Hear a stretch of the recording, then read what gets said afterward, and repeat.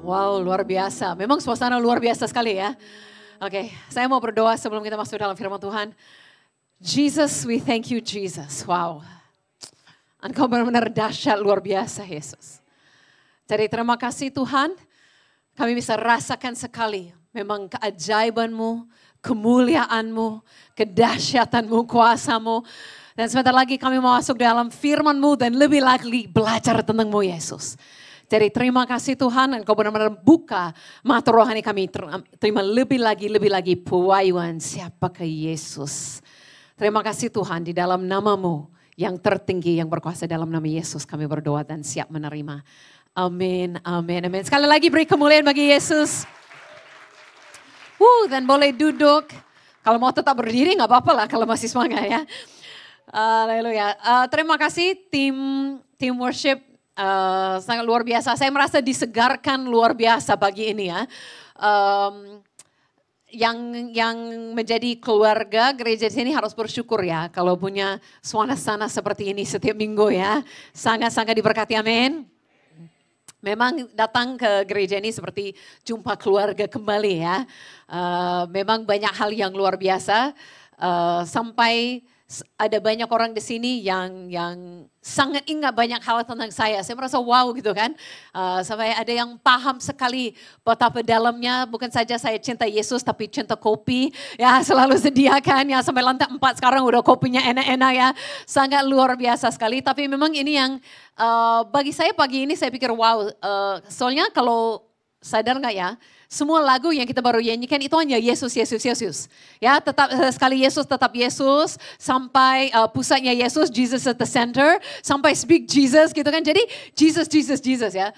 Dan memang itu topik khotbah saya ya. Soalnya gak ada topik lain yang dapat dikhotbahkan. Selain Yesus, amin. Hanya itu aja ya semuanya. Pusat apa yang kita menyembah Yesus, Yesus, Yesus setiap lagu. Dan memang jangan pernah bosan dengar nama Yesus. Amin. Jadi hari ini pun saya mau bawa firman sesuai dengan tema bulan ini. Tapi saya kasih judulnya Faith is a Person. Oke, jadi kita akan bahas bagaimana faith itu bukan saja perasaan. Oke, faith is a person. Oke, his name is Jesus. Memang topik khotbah selalu itu ya. Yesus, Yesus, Yesus. Ya, sekali Yesus selamanya Yesus. Hari ini kalau saya membawa topik iman akan mungkin sedikit berbeda dari yang biasa.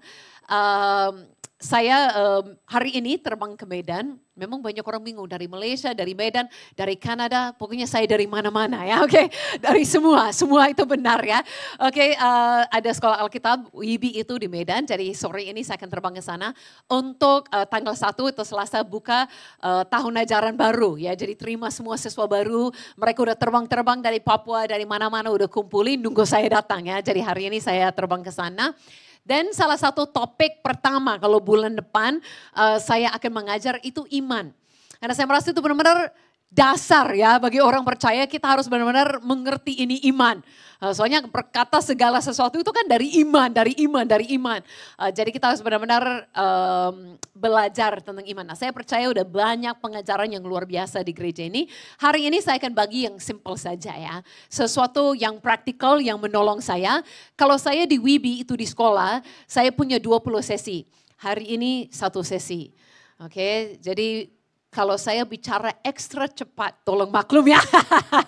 Oke, 20 jam dalam 1 jam ya. Oke, tapi hari ini saya mau bagikan sesuatu yang saya belajar. Nah, ini yang saya belajar sekitar 20 tahun yang lalu ya. Seperti Pastor Hendra sampaikan, saya sudah di Indonesia 21 tahun. Memang saya datang ke Indonesia bulan 9, pas bulan 9, tahun 2003. Oke, jadi sekarang saya lebih banyak tahun di Indonesia daripada di Kanada. Karena saya tinggalkan Kanada usia 20, sekarang sudah 21 tahun di sini. Jadi kayaknya lebih Indonesia daripada Kanada sekarang ya. Oke, tapi suami dari Malaysia, dari rumah di Malaysia, kayaknya saya dan ini udah campur betul ya. Oke, tetapi memang saya belajar sesuatu sekitar 20 tahun yang lalu yang sangat mengubah persepsi saya tentang iman. Oke, yang saya harap ini akan memberkati kita hari ini, menolong untuk lebih praktikal ya, bagaimana kita itu live by faith. Jadi saya akan buka dari Galatia Nah sering biasanya orang khotbah iman jarang-jarang dari Galatia ya. Oke, jadi hari ini mari masuk sekolah Alkitab. Dapat dari ayat yang baru ya, dari Galatia. Pasal 3 itu ayat 23 sampai dengan ayat 25. Ayat 23 berkata, sebelum iman itu datang, kita berada di bawah pengeluaran hukum Taurat dan dikurung sampai iman itu telah dinyatakan. Nah menariknya di sini, ini firman Tuhan, ini bukan dari Susan Hoover, ini dari firman Tuhan. Berkata pernah ada waktu sebelum iman itu datang. Dan berkata ini masih di bawah hukum Taurat, berarti ini masih di perjanjian lama. Belum ada iman seperti iman yang sesungguhnya itu belum datang. Nanti saya akan jelaskan lebih lagi ya. Berkata di ayat 24, jadi hukum Taurat adalah penuntun bagi kita sampai Kristus datang. Supaya kita dibenarkan karena iman. Nah di perjanjian lama kan mereka berusaha untuk melakukan semua syarat-syaratnya. Bahwa semua korban lakukan semua di bawah hukum Taurat untuk dibenarkan dan tidak dapat. Sebab mereka semua tidak ada manusia yang sempurna, selalu gagal. Nah itu apa? Untuk memimpin kita, untuk mengerti kita tidak pernah akan dibenarkan oleh perbuatan sendiri dan perlu seorang juru selamat. Dan korban yang sempurna. Jadi sekarang kita dibenarkan bukan karena apa yang kita lakukan, karena iman. Percaya kepada Yesus dan apa yang Yesus lakukan, kita sudah dibenarkan dan sudah masuk perjanjian baru. Yang percaya katakan amin. Amin. Jadi ayat 25 berkata, sekarang iman itu telah datang. Karena itu kita tidak berada lagi di bawah penguasa penuntun. Artinya tidak perlu hukum Taurat lagi memimpin kita kepada Yesus sebab dia sudah datang. Nah menariknya di sini berkata iman itu telah datang. Tidak ada lagi kekurangan iman. Iman itu sudah datang. Nah coba saya mau kita perhatikan, ini kasih PR sedikit ya. Dan mata-mata di belakang saya harap bisa baca ayatnya. Oke, coba perhatikan di ayat 23, di ayat 24 dan di ayat 25 itu ada satu kata yang muncul sekali 23, sekali lagi 24 dan sekali lagi 25. Ada yang bisa perhatikan kata apa? Oh, saya pikir hanya yang ikut tadi jam 8 akan tahu. Tapi semua tahu ya, cepat loh, cepat sekali di sini ya. Betul, kata datang. Jadi coba perhatikan ya, berkata di awalnya sebelum iman datang. 24 berkata bahwa sampai Kristus datang, ada perubahan yang terjadi saat Kristus datang. Dan berkata 25, sekarang iman telah datang. Jadi kita kan bisa lihat iman Kristus adalah hal yang sama. Iman itu datang dalam seorang pribadi Yesus Kristus. Amin. Sebelumnya orang memang ada percaya, ada taat kepada Tuhan, ada percaya betul. Tetapi iman yang sempurna, iman yang sesungguhnya yang gak pernah digoyangkan itu hanya di dalam pribadi Yesus. Nah bukan saja iman itu telah datang ke dunia. Saya mau katakan kepada kita, kalau kita adalah orang yang percaya kepada Yesus dan sudah terima Yesus dalam hidupmu, berarti iman itu sudah datang kepadamu. Amin. Ini pun kita bisa perhatikan di dalam firman Tuhan. Saat Yesus datang ke dunia, wah iman memang sempurna, Yesus sempurna. Di tengah-tengah badai, Yesus itu tidur. Ya kan? Bagian makanan cuma sedikit ribuan orang Yesus bagikan gitu kan. Yesus benar-benar memiliki iman yang sempurna sekali. Dia dapat kabar Lazarus itu sakit. Dia gak panik-panik buru-buru dengan orang sakit. Biarin aja sampai mati gitu. Ya, jangan coba-coba ya saudara ya. Dengar orang sakit pergi aja layani ya. Okay? Tapi Yesus memang imannya begitu dahsyat. Gak bedanya orang sakit dikit, orang sakitnya total, orang sampai mati sama aja bagi Yesus. Wow, luar biasa sekali. Betul gak? Nggak ada apapun kondisi di mana Yesus pernah panik, Yesus pernah stres. Memang betul-betul iman yang sempurna luar biasa. Tetapi saat dia samping muridnya, nah itu muridnya seringan takut badai, mereka sering yang panik-panik, mereka sering yang stres, wah nggak ada makanan, sudah pernah jadi sekali, kedua kalinya pun masih panik-panik nggak ada makanan, ya kan? Mereka yang memang kurang-kurang sampai Yesus pun tanya, kok nggak ada iman? Dia berdiri di situ, mereka nggak lihat dia, mereka lihat kekurangan, mereka lihat badai, mereka fokus yang lain. Jadi kita dengar mereka kekurangan iman. Betul, tetapi itu masih Yesus samping mereka.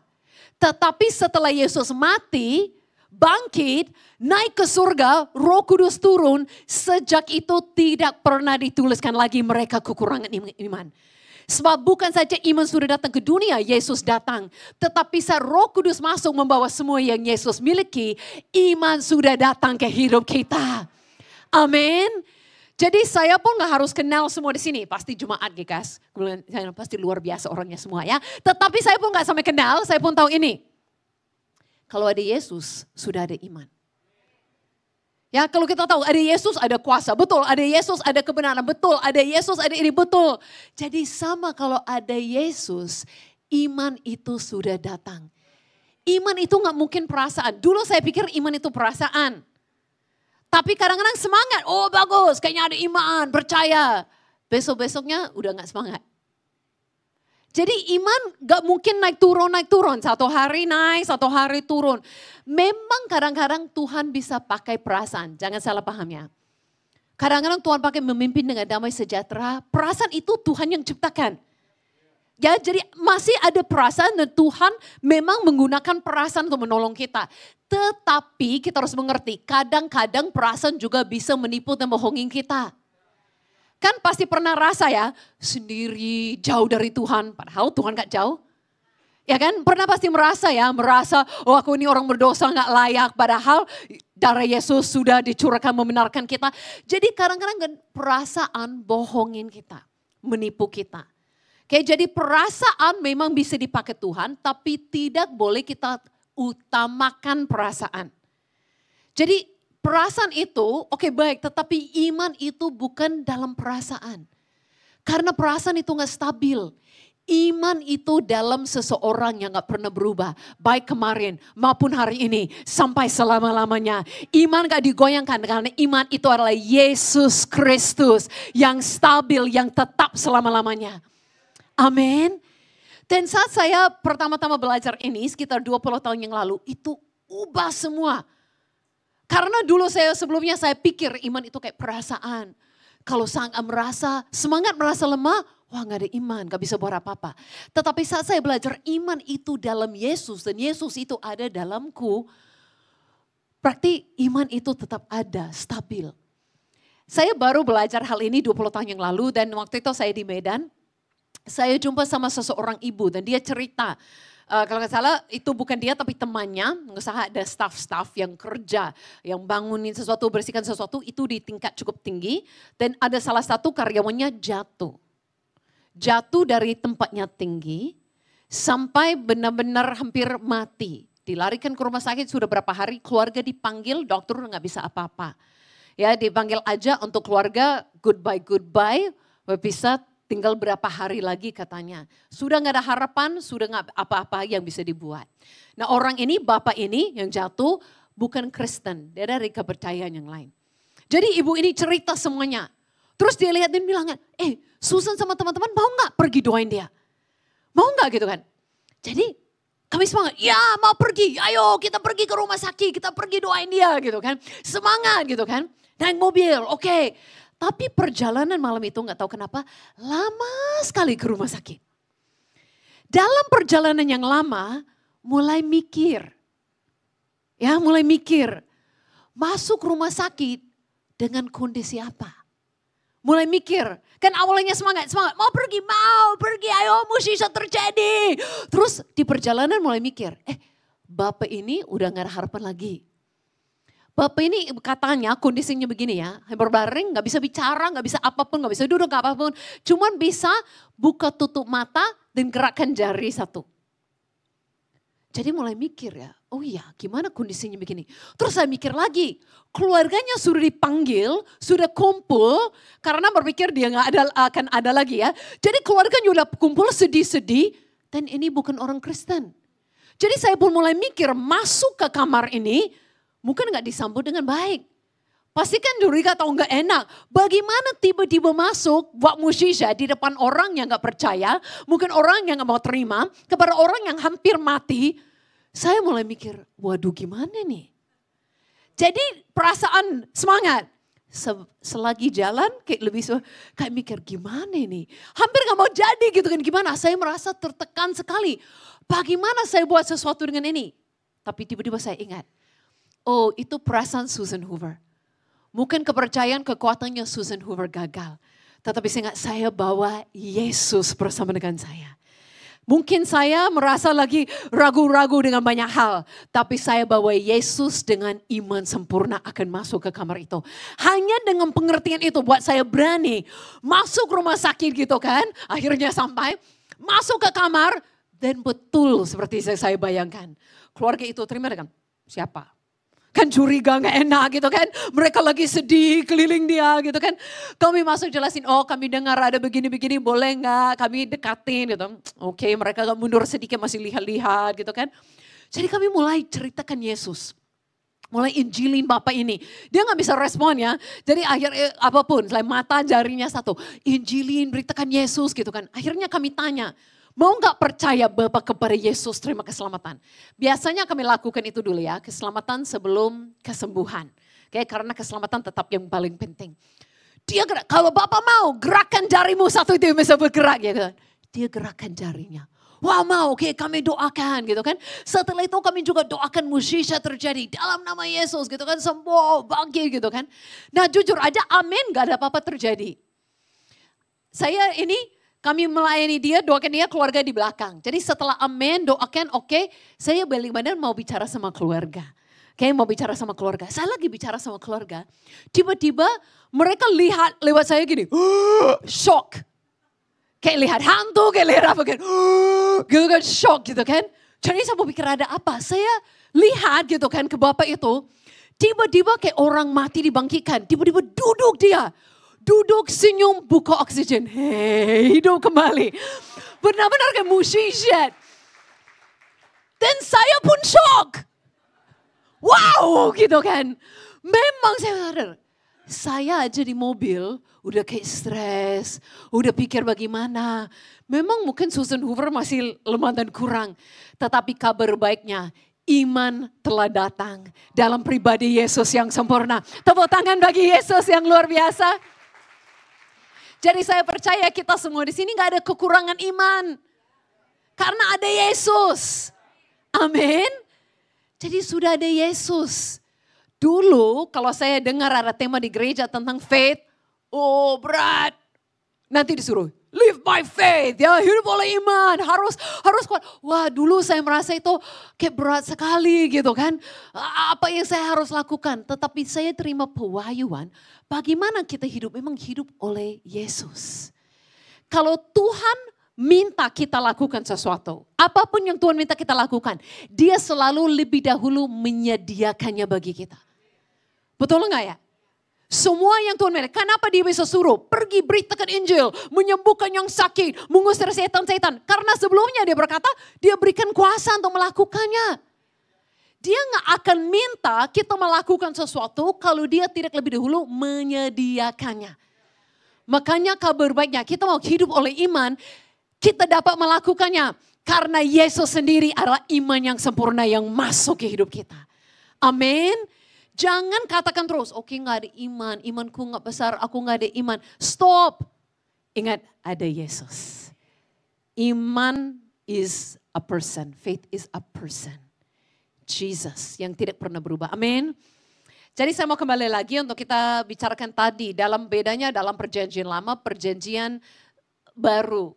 Kalau ada satu kitab yang membandingkan selalu perjanjian lama, perjanjian baru, apa yang ada di perjanjian lama dan bagaimana selalu menggunakan kata ini ya, lebih baik, better. Oke, dan apa yang kita dapat di dalam perjanjian baru itu lebih baik. Itu di kitab Ibrani. Jadi saat kita baca Alkitab harus ngerti sedikit konteks ya. Sorry ya, hari ini bawa sedikit-sedikit ke Wibi ya. Yang belum ke Medan dapat sedikit-sedikit dari Wibi ya. Jadi kalau baca kitab Ibrani, contohnya itu bicarakan korban semua perjanjian lama. Selalu gunakan but we have a better. Tapi ada yang lebih baik. Satu korban untuk selamanya yang sempurna itu Yesus contohnya kan. Jadi selalu membandingkan dengan kata ini better, lebih baik. Jadi banyak orang mau belajar iman, mereka lihat Ibrani 11. Oke, baik, memang ada banyak kata iman. Tetapi harus dalam konteks kitabnya. Kalau ceritakan Abraham dan orang itu semua yang baik, oleh iman, apa yang mereka lakukan, harus tahu setelah itu akan berkata ada yang lebih baik dan perjanjian barunya. Amin. Memang kadang-kadang kita kita kagum-kagum akan orangnya yang ada di Ibrani 11. Memang Tuhan catat itu semua menjadi teladan yang baik bagi kita. Memang itu baik untuk dipelajari. Tetapi jangan terlalu persis ikut Abraham pun, Bapak Iman. Karena Abraham aja pun ambil Hagar, jangan lakukan. Amin. Ya. Kan jadi kalau kita terlalu kagum-kagum dengan seseorang, sehebat-hebatnya Abraham, dia masih gagal dalam iman pun. Dia pernah ragu sampai ambil Hagar. Kadang-kadang bohong tentang Sarah, itu saudaranya. Dia ada berapa kesalahan. Jadi boleh kita lihat, oke, Abraham itu teladan yang baik, dia tak kepada Tuhan, dia percaya. Tetapi jangan persis mau ikut dia. Dia nggak sempurna juga dalam iman. Jadi makanya dalam Ibrani 11, setelah ceritakan orang semua dalam perjanjian lama yang oleh iman, kesimpulannya begini. Di konteks Ibrani ayat 39.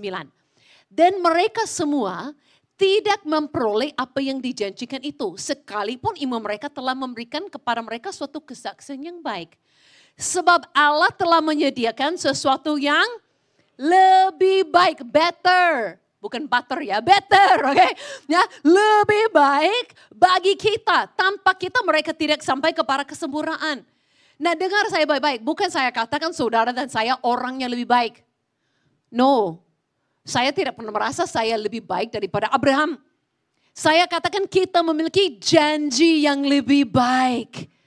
Kita memiliki berkata di sini sesuatu yang lebih baik daripada mereka. Apa itu? Apa yang lebih baik? Iman mereka begini. Bagaimana kita hari ini memiliki iman yang lebih baik? Jangan berhenti membaca hanya karena pasalnya berakhir. Topiknya belum berakhir. Oke, lanjut ke pasal 12. Ayat yang berikut. Oke, ayat yang berikutnya. Karena kita mempunyai banyak saksi, bagikan awan yang melihat kita, itu mereka yang diceritakan. Marilah kita menanggalkan semua beban dan dosa yang begitu merintangi kita.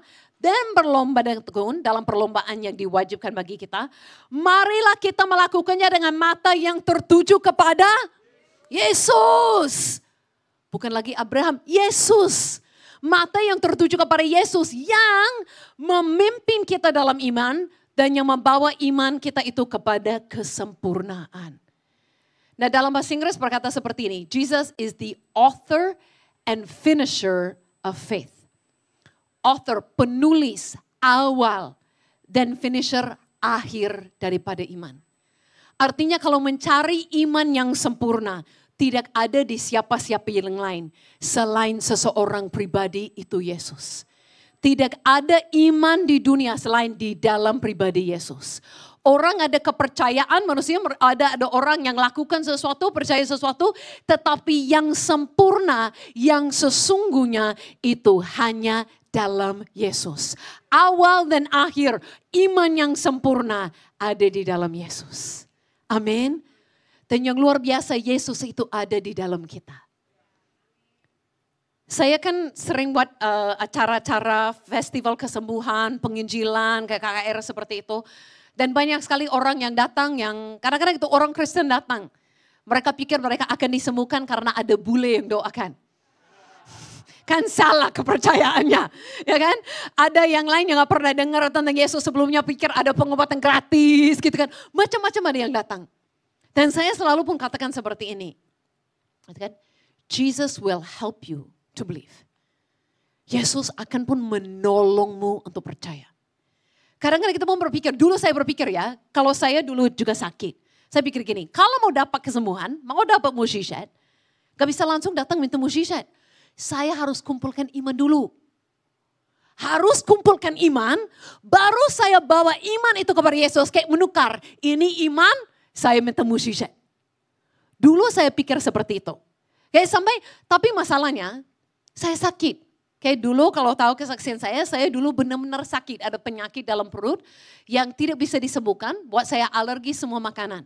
Jadi benar-benar sakit sekali, tidak bisa makan, kurus kayak tinggal tulang. Gitu kan, benar-benar harus berhenti aktivitas, masih anak muda waktu itu SMA. Harus perhentikan banyak aktivitas, tidak boleh olahraga. Pokoknya benar-benar sakit, semua kulit semua sakit, badan semua sakit, perut sakit. Pokoknya, dan dokter nggak ada obat sampai hari ini, nggak ada obat di dunia untuk menyembuhkan. Saya tinggal makan beberapa buah dan beberapa sayur, dan kayaknya hidup ke depan seperti itu aja. Kayak cukup menderita. Dan dulu bapak saya mau menolong saya, dia kayak gini, dia marahin. Susan, kamu mau sembuh? Dia kayak mau aku sembuh. Dia yang sebagai bapak mau saya sembuh. Aku mau kamu sembuh. Ayo, harus beriman. Ya kan, ayo, aku nggak dengar kamu deklarasi iman. Harus deklarasi iman. Saya mau bilang, Pak aku sakit gitu kan, maksudnya lemah. Aku pun merasa kayak susah sekali untuk buat apa-apa. Dan saya pikir, karena saya punya penyakit yang nggak bisa disembuhkan pun, mungkin iman harus lebih besar lagi yang dikumpulin. Saya pun kadang-kadang merasa, mungkin ada iman sedikit. Tapi kayaknya besok udah hilang gitu kan. Jadi itu kayak gak pernah akan selesai. Pernah ada orang yang datang doain. Tapi di dalam hati saya bilang gak akan sembuh. Saya kayak menolak gitu kan. Karena aku merasa saya sendiri gak ada iman. Jadi saya merasa iman itu satu topik yang dulu bagi saya terlalu berat. Sangat berat. Buat saya capek. Capek loh kumpulin iman, besarkan iman. Nanti saya datang, gak pernah sampai datang kepada Yesus. Tapi saya bersyukur usia 18 tahun, saya masuk ke sekolah Alkitab, belum bahas topik iman, belum bahas topik kesembuhan, hanya bicarakan Yesus. Tahu gak ya saudara, iman itu timbul oleh pendengaran akan firman Kristus. Dengar-dengar tentang Yesus Kristus, tanpa sadar pun iman itu datang kepadaku. Saat saya fokus Yesus, iman itu memang ada. Dan tiba-tiba saya nggak sadar, baru belajar 1 bulan.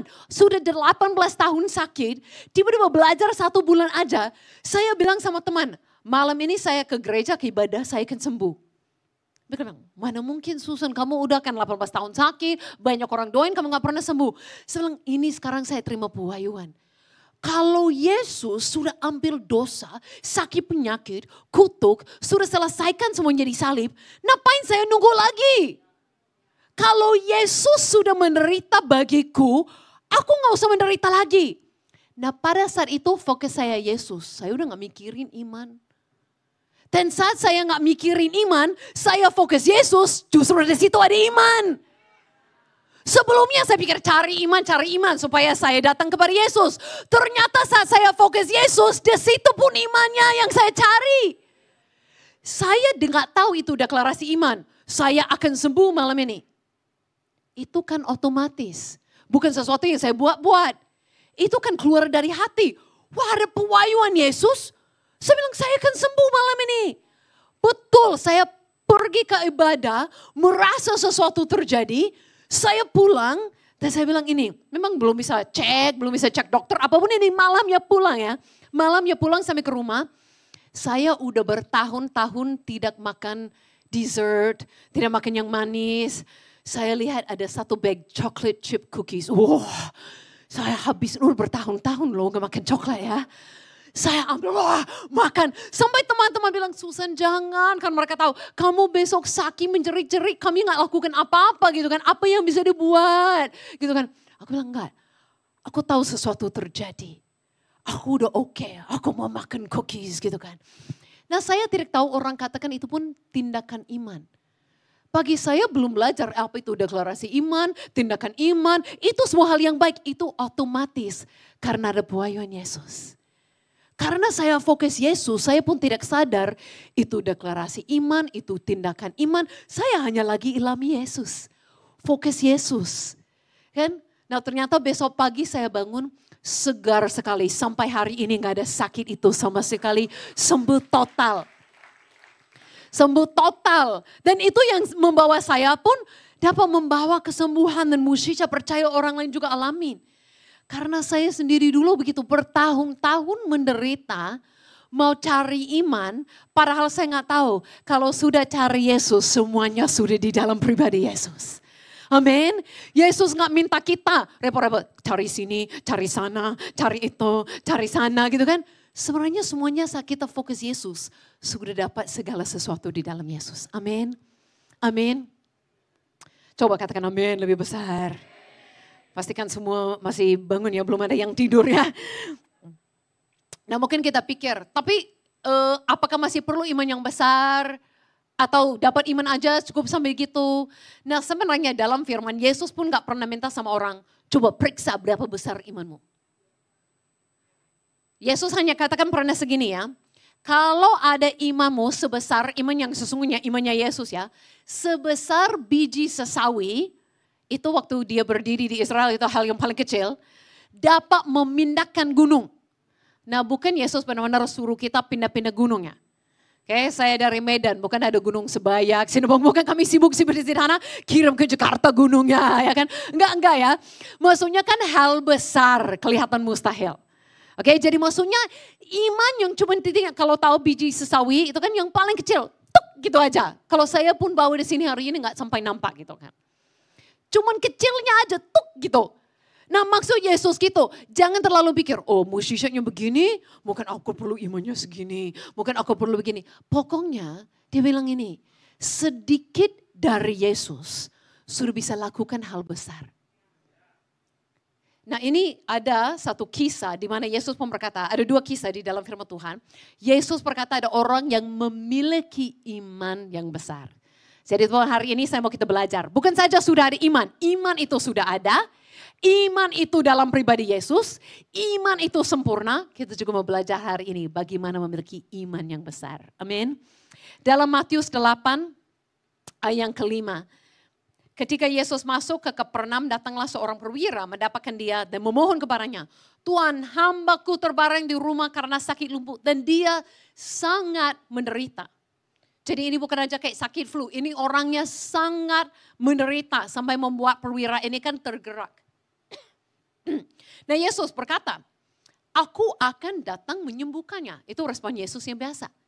Nah menariknya orang ini berkata, ya tolong Yesus, tarik Yesus ke rumah. Tolong Yesus taruh tanganmu, tolong Yesus buat sesuatu. Orang ini jawab, Tuhan aku tidak layak menerima Tuhan di dalam rumahku. Katakan saja sepatah kata, maka hambaku itu akan sembuh. Nah dia jelaskan dalam ayat 9. Saya pun ngerti, saya ini orang atasan, saya pun ngerti suruh-suruh orang mereka lakukan. Jadi Yesus yang berkuasa pasti sama. Pasti suruh-suruh itu terjadi.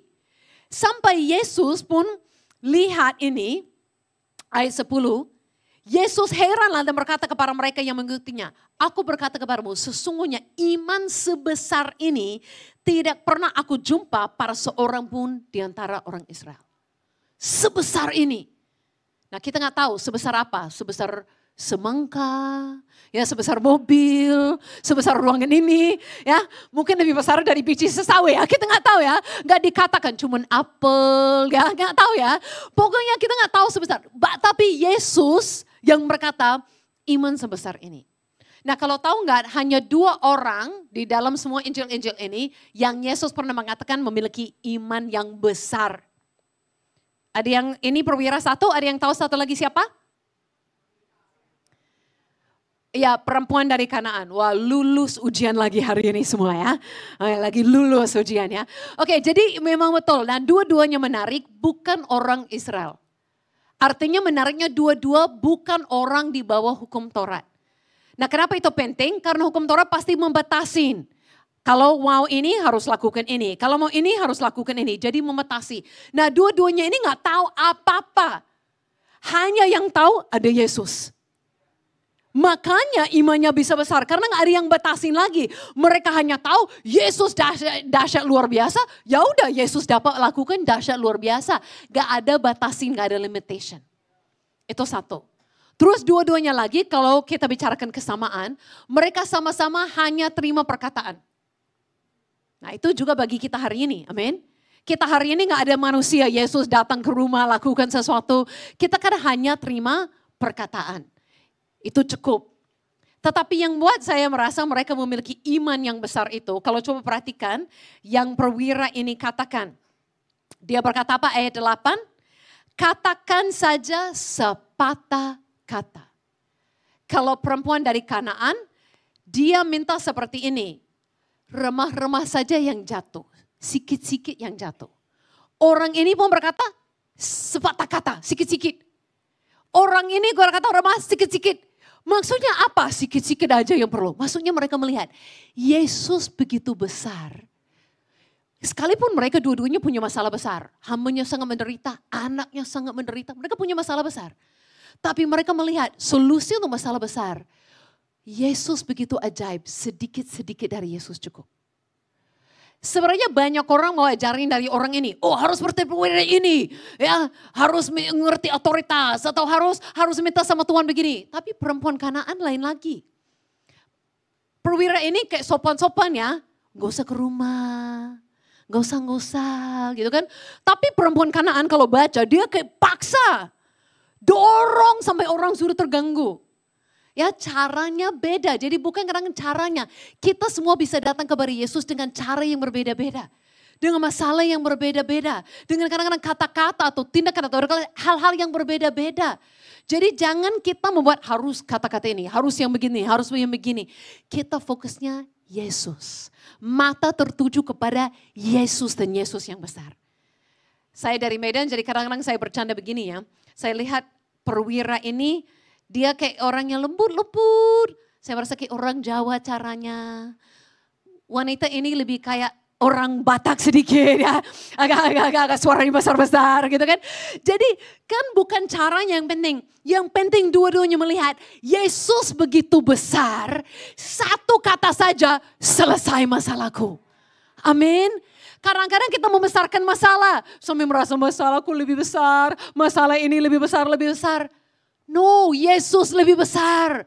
Semakin kita melihat masalahku kecil dibandingkan Yesus yang besar. Tahu nggak dulu yang saya merasa masalah besar bagi saya sekarang kecil. Saya ingat pertama kali saya mau bawa penginjilan yang untuk ribuan orang. Saya masih kayak usia 24 ya. Kalau bagi saya itu masih muda ya. Mau buat penginjilan untuk ribuan orang. Saya ingat, saya percaya sekali Tuhan panggil saya ke satu kota gitu kan. Saya pergi ke sana untuk buat penginjilan anak muda. Saya kumpulin gereja-gereja, hamba-hamba Tuhan. Mereka semua semangat, oh ya kita buat penginjilan perlu sekali di daerah ini. Gitu-gitu kan. Terus mereka mulai hitung, oke kalau kita mau buat untuk ribuan orang harus sewa lapangan ini, panggungnya begini, sound systemnya begini. Jadi mereka semangat sampai mereka hitung. Wah itu 40 juta loh perlu. Nah ini kan udah 20 tahun yang lalu ya. Wah ini kan 40 juta sekitar itu. Terus mereka lihat saya mungkin pikir bule itu kaya. Mereka gak tahu ini saya missionaries gitu kan di kampung-kampung usia 24 tahun ya. Jadi mereka bilang gini, Susan ada gak 40 juta? Oh, gak ada. Memang tapi jadi gak bisa jalan acara, jalan aja. Mereka, oh jadi sebagian ada ya, oke, jadi sebagian sudah ada. Tapi mereka tanya lebih teliti, sebenarnya Susan ada berapa? Saya bilang, saya ada 400 ribu. Waduh mereka bilang gimana mau jadinya. Mungkin 4 juta pun lumayan ya. 10%. Ini 400 ribu. Saya bilang iya cuman itu yang ada sama saya gitu kan. Tapi gak tahu saya mau bilang ya udah tapi kalau Yesus minta kita lakukan. Kita lakukan. Nah dia tapi di perjalanan saya bilang begitu mereka oke. Sewa semua. Masalahnya datang hari lebih dekatnya, uangnya belum ada. Dan saya ingat, saya sendiri pun sampai merasa panik, stres gitu. Gimana aku yang bilang akan ada dan belum ada. Ya kan, aku gak mau itu semua hamba Tuhan itu kejar aku nanti ya. Jadi gimana nih lo gitu kan. Ada seorang ibu, dia bilang gini, Susan ini dari Yesus, jangan stres. Nanti bukan aja cukup, surplus pun ada.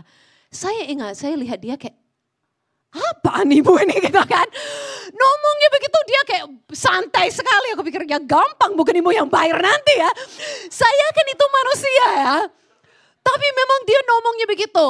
Kan bukan urusanmu. Itu kan Yesus yang suruh. Yaudah Yesus yang bayar nanti. Ya udah oke. Jadi aku ingat tapi ingat. Awalnya saya kayak nolak. Kayak gak masuk logika. Tapi perkataannya itu penuh iman. Memang menyentuh hati. Sampai saya lanjut saya ingat. Tapi ibu itu kan berkata. kan Yesus akan cukupi. Tahu nggak, sudah berdiri di lapangan sekitar 5 menit sebelum mulai acara. Puluhan juta masih kurang. Tiba-tiba ada yang nelpon, sampai hari ini nggak pernah tahu namanya, nggak pernah ketemu. Aku rasa nggak malaikat, kan malaikat nggak ada rupiah ya. Tapi ada orangnya ya. Tapi ada, nggak kenal sampai hari ini. Kirim lunasin semuanya, total selesai. Nah itu pengalaman pertama. Makanya sejak hari itu aku tahu gitu kan. Memang Yesus ada. Kadang-kadang kita pikir susah, so apakah saya iman? Kadang-kadang saya pun sesungguhnya gagal percaya. Tapi Yesus nggak pernah gagal. Itu Yesus yang nggak pernah gagal. Mungkin kadang-kadang saya dan perasaan saya gagal, pikiran saya lari. Tetapi saya masih bisa terima. Kenapa? Karena iman Yesus sempurna. Amin. Jadi saya harap hari ini kita akan belajar. Iman itu adalah seorang pribadi. Faith is a person. Iman yang sesungguhnya, iman yang sempurna itu hanya ada dalam pribadi Yesus. Kalau Yesus sudah ada sama kita. Makanya kembali lagi fokus Yesus. Kadang-kadang kita membesarkan masalah sampai kayak ketanya, apakah Tuhan bisa?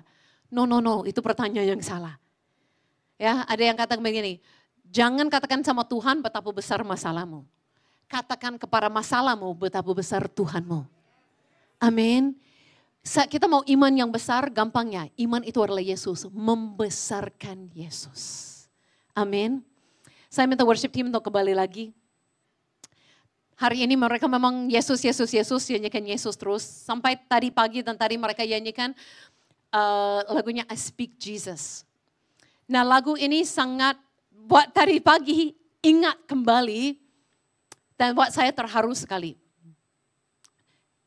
Saya tahun lalu pergi, saya orang Kanada ya, tapi ada keluarga Kanada Amerika. Tahun lalu, tahun 2023, saya pulang. Dan itu ada masalah yang cukup besar. Saya punya 9 keponakan. Okay? Yang pertama, yang sangat dekat kepada saya. Yang pertama dia paling besar, sekarang 19 tahun. Tahun lalu ada banyak keputusan yang dia jalani, kelompok-kelompok teman yang salah. Sampai dia masuk ke dunia narkoba. Dan banyak hal yang terjadi. Kalau sudah terikat oleh narkoba, banyak-banyak hal terjadi. Sampai dia ada hancurin rumahnya, harus ditangkap polisi, dimasukkan penjara berapa lama, dan berkata karena narkoba juga menjadi skizofrenia. Kayak 2 pikiran, kayak 2 orang, 2 jiwa gitu kan. Jadi dinyatakan gila, harus diobatin. Banyak hal yang terjadi yang membuat saya benar-benar hancur hati. Saya balik ke sana mau jumpa dia, ada sempat jumpa dia. Tapi ada satu kejadian, itu Sabtu malam. Satu kejadian, saya lihat dia sebentar apa yang dia lakukan. Dia lari dari rumah. Saya mau khotbah besok pagi. Dengan membawa berat sekali. Ini keponakan nomor 1 yang sangat dekat. Saya lihat masa depannya hancur. Kalau dia teruskan, mereka pakai dia sudah dinyatakan udah sakit jiwa. Sudah mau ditangkap polisi, banyak hal yang terjadi. Saya lihat masa depan bukan hancur. Tapi saya pergi ke gereja besok pagi mau khotbah dengan kakak saya. Saya ingat mereka nyanyikan lagu ini. Dan saya berdiri bersama-sama dengan kakak saya, mamanya. Dan kami nyanyikan ini, I Speak Jesus. I Speak Jesus. Dan kami mulai mengatakan bahwa bukan masa depannya yang kami lihat sekarang kehancuran. Dia pasti pulih, dia pasti kembali. Kami mulai menyatakan, kami mulai deklarasi, Yesus, Yesus, Yesus. Berdiri sama-sama. Jadi harus mengerti ya, kadang-kadang kami khotbah seperti ini ya. Bukan artinya hidupku sempurna. Gak pernah saya katakan hidup oleh iman itu sempurna hidupnya. Tapi artinya mata tertuju kepada Yesus. Kondisi yang sekarang bukan forever. Ini semuanya bisa berubah.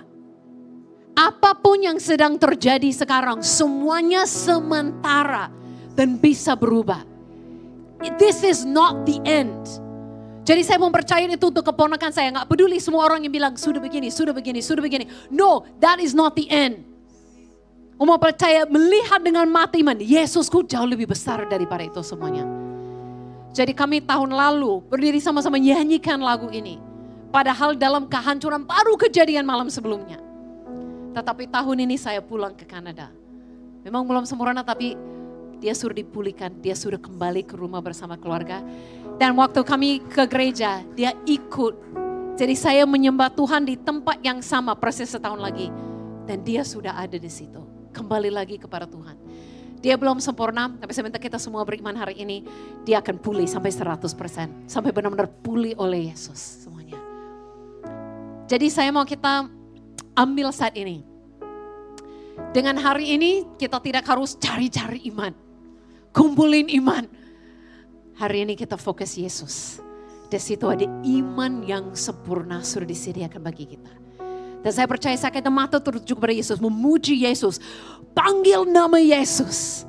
Bagi kita semua itu sudah ada iman. Kita mulai sudah digerakkan tindakan iman, deklarasi iman. Kenapa? Bukan karena kita, tetapi karena iman Yesus sudah ada di dalam kita semuanya. Mari kita bangkit berdiri. Saya pun akan minta tim worship untuk siapkan lagu I Speak Jesus ini. Dan apapun kondisi hidup yang tidak sesuai dengan janji Tuhan. Mungkin itu ada kekurangan atau masalah dalam tubuhmu. Mungkin itu ada masalah kekurangan dalam ekonomi uangmu. Mungkin itu ada masalah kekurangan dalam keluargamu. Mungkin ada kekhawatiran dan kekurangan untuk masa depan. Apa yang diperlukan, apa yang dijalani. Atau mungkin ada visi besar dan tidak tahu bagaimana jalani. Untuk hidup pribadi, untuk gereja, untuk pelayanan, untuk itu semua. Soal iman bukan saja untuk mengatasi masalah, iman juga untuk menjalani visi dan misi. Tapi kabar baiknya untuk apapun itu, mengatasi masalah, selesaikan, ataupun untuk jalani visi yang besar daripada Tuhan. Iman Yesus lebih daripada cukup bagimu. Saya mau kita terima hari ini dan memperkatakan nama Yesus. Nama Yesus. Dan kita tidak akan ditipu lagi. Iman kurang, iman kurang. Karena di mana ada Yesus, adalah pribadi iman yang sempurna. Mungkin imanmu gagal, mungkin kepercayaanku, kekuatanku memang gagal. Tetapi Yesus Kristus tidak pernah gagal. Dia stabil terus. Orang sakit parah, mati. Imannya Yesus stabil terus. Mungkin kondisi menurun. Saya hari itu lihat keponakan saya langsung besoknya berubah. Itu setelah itu pun menyebut Tuhan menurun. Tetapi iman Yesus stabil. Dia lihat endingnya. Yesus gak hanya lihat hari ini, oh menurun. Yesus tahu kondisi Lazarus menurun. Tetapi Yesus tahu di akhirnya dia akan hidup kembali. Dan Yesus tahu kondisimu. Itu dapat dibangkitkan, itu bisa hidup kembali, itu bisa berubah total, itu bisa dipulihkan total. Bahkan visi-misi yang ada sekarang bisa dibesarkan lebih lagi. Mari kita semua angkat tangan kita. And we speak Jesus. And we speak Jesus. Dan kita deklarasi Yesus.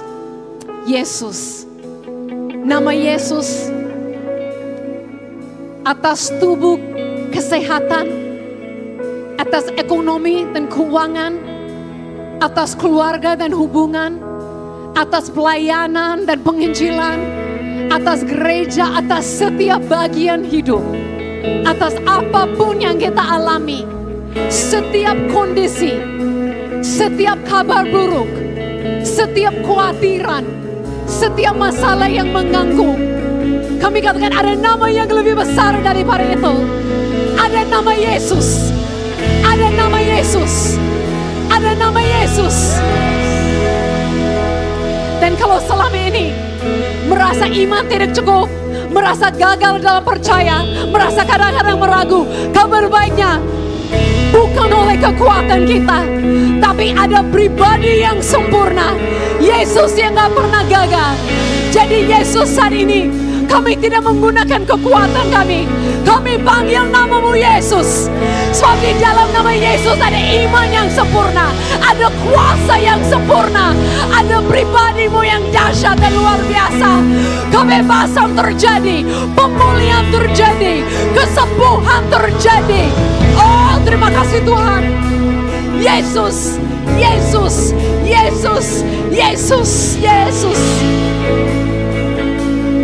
We need you, Jesus. We need you, Jesus. Yesus ada bagimu. kurang percaya pun Yesus menolongmu. Biar lemah katakan mereka kuat. Biar lemah katakan mereka kuat. Karena ada Yesus. Karena ada Yesus. Yang miskin kaya, yang sakit sembuh, yang hancur dipulihkan. Karena ada Yesus. Oh, we speak Jesus. We speak Jesus.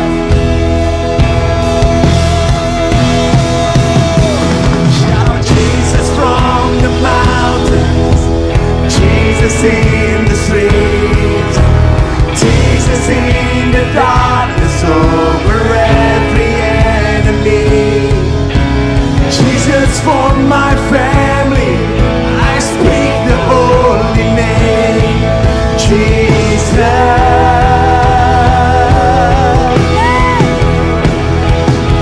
Shout Jesus from the mountains, Jesus in the street, Jesus in the darkness over every enemy.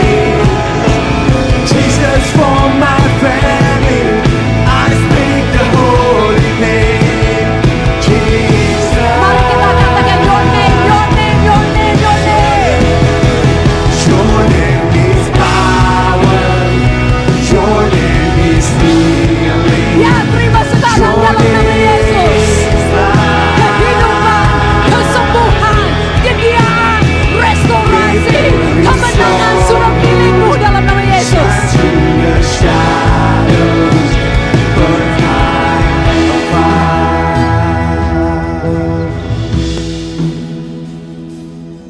Karena ada Yesus.